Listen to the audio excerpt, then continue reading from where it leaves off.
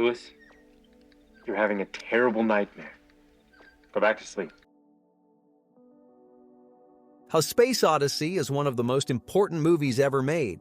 So how do you follow it up? If you're Peter Hyams, you call Stanley Kubrick on the phone, tell him you want to make the sequel, and wait to see if the most intimidating filmmaker alive gives you permission to touch his masterpiece. Kubrick's response was basically, sure, go do it, I don't care.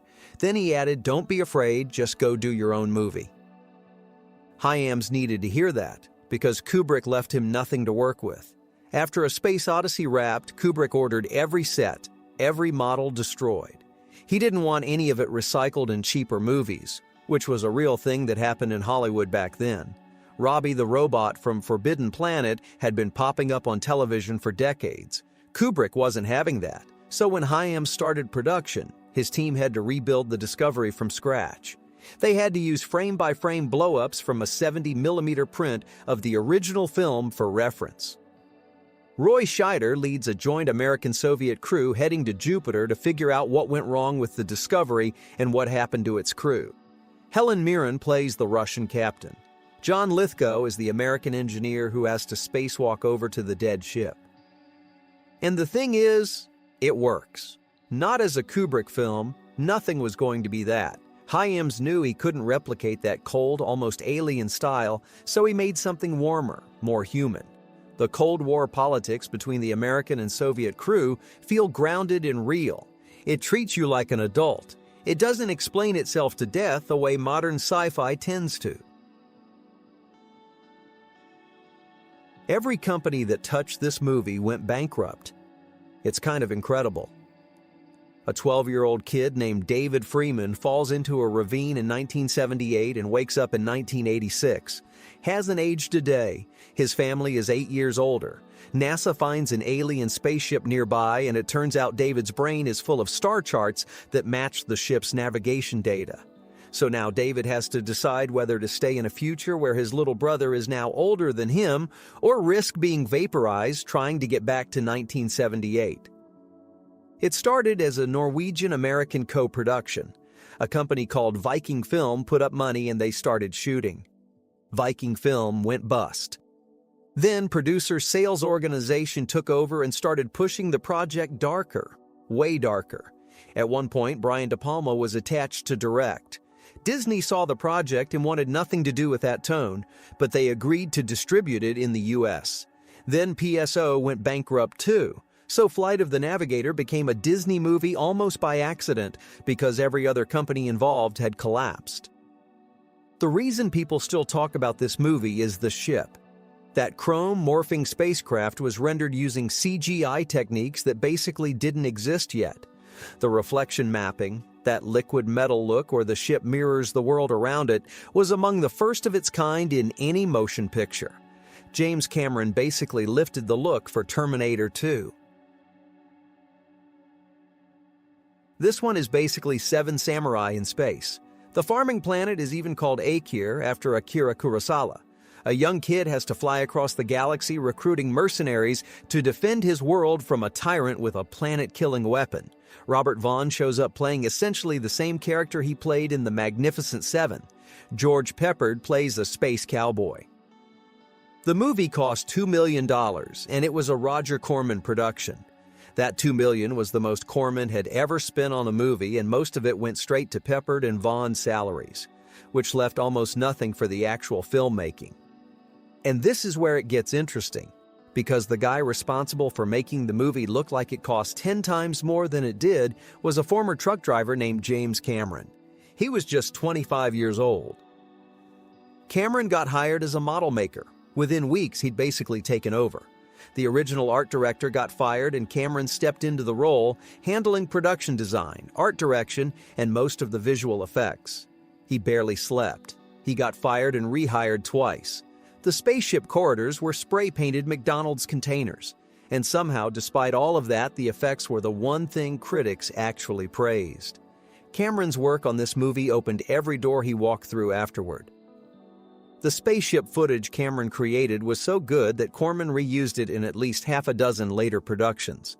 The movie grossed $11 million, and Corman had already made his money back before it opened by selling foreign rights for $2.5 million. It's scrappy, not polished. But the inventiveness per dollar ratio here embarrasses blockbusters that spend $200 million and still feel like nothing.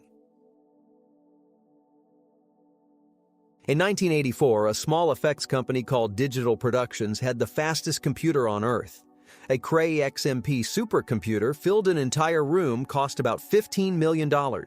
They'd been using it to make commercials and were looking for a way into feature films. When The Last Starfighter came along, they made the pitch that changed everything. Give us the whole movie. Every spaceship, every space battle, every environment. We'll build it all inside the computer. Hollywood had never really tried this before. Tron had used CGI 2 years earlier, but mostly for the abstract digital world inside the computer. This was different. The Last Starfighter wanted its ships and explosions to look like real physical objects. 27 minutes of photorealistic CGI in a feature film, which was an enormous gamble.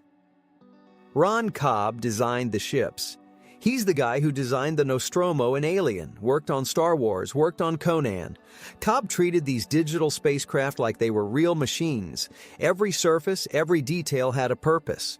And that's why the Gunstar still has more personality than most CGI ships today. Peter Hyams wanted to make a Western about a lawman in a corrupt frontier town. But it was 1981, and after Star Wars and Alien, nobody was writing checks for Westerns anymore. So Hyams took the plot of High Noon and put it on Jupiter's moon. Sean Connery plays a federal marshal who arrives at a titanium mining colony and immediately notices something wrong. Workers are dying. Not in accidents, they're having psychotic breaks. One guy tears his own spacesuit open in vacuum. Connery starts digging and discovers the general manager has been giving miners an amphetamine that supercharges productivity for about 11 months and then fries their brains. When Connery won't look the other way, hitmen get dispatched on the next supply shuttle. And just like Gary Cooper in High Noon, nobody on the station will stand with him. He's on his own. The whole thing is lean in a way that most modern sci-fi can't manage. Every scene either moves the story forward or tells you something about a character. There's no filler, no subplots that go nowhere, no 30-minute detour to set up a sequel. The mining colony looks and feels like something out of Alien. Grimy, industrial, blue-collar, a place where people work too hard and get treated like equipment. Crew members actually worked on both films, so that's not a coincidence. Fox started shooting this movie in April 1984, and within 3 weeks they'd burned through $9 million on footage that looked like garbage. One Fox executive watched the dailies and said it looked like planet Earth. They were filming in Iceland, trying to pass it off as an alien world, and Iceland looked exactly like Iceland. Louis Gossett Jr.'s alien costume looked like a guy in a rubber lizard suit, so Fox shut it down. They'd already committed $18 million in pay-or-play contracts on top of the $9 million they'd wasted, so walking away meant losing everything. Instead, they found Wolfgang Peterson, who'd just made The Boat and The Never-Ending Story. Peterson looked at previous footage and threw out every frame, moved the whole production to his studio in Munich, redesigned the alien makeup from scratch, which took months, built new sets. The budget went from $17 million to north of $29, and that's before marketing. And after all that production mess, the movie they ended up with is genuinely something special. Quaid plays a human fighter pilot, Gossett plays a warrior from a reptilian race called the Drac. They crash on a hostile planet and spend the first act trying to kill each other. Then slowly, because they have no choice, they start cooperating, learning each other's language, sharing food, teaching each other things about their cultures. By the middle of the film, they're something like brothers, and then the Drac dies and Quaid raises his child. What makes this work is Gossett. 5.5 hours in a makeup chair every single morning. Nobody else wanted the part for exactly that reason. And he's a more convincing alien than most things being done today with hundreds of millions in CGI, but the movie still bombed at the box office. Nobody went to see it.